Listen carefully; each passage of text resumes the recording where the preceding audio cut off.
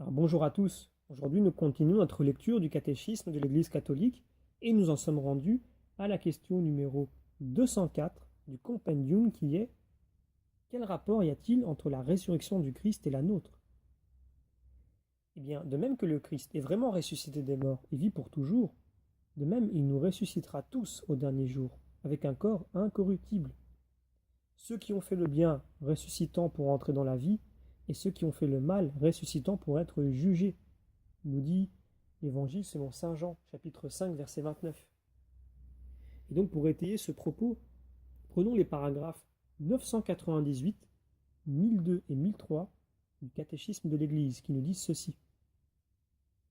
Qui ressuscitera? Tous les hommes qui sont morts.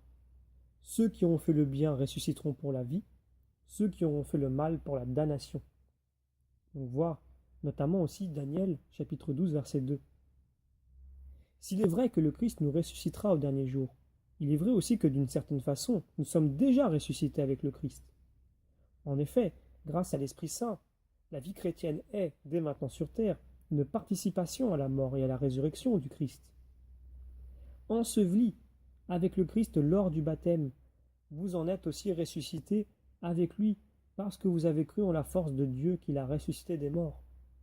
Du moment donc que vous êtes ressuscités avec le Christ, recherchez les choses d'en haut, là où se trouve le Christ, assis à la droite de Dieu. Colossiens chapitre 2, verset 12 et le chapitre 3, verset 1. Unis au Christ par le baptême, les croyants participent déjà réellement à la vie céleste du Christ ressuscité. Mais cette vie demeure cachée avec le Christ en Dieu.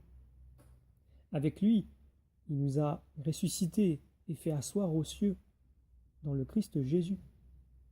Notamment Éphésiens chapitre 2 verset 6. Nourris de son corps dans l'Eucharistie, nous appartenons déjà au corps du Christ. Lorsque nous ressusciterons au dernier jour, nous serons aussi manifestés avec lui, pleins de gloire.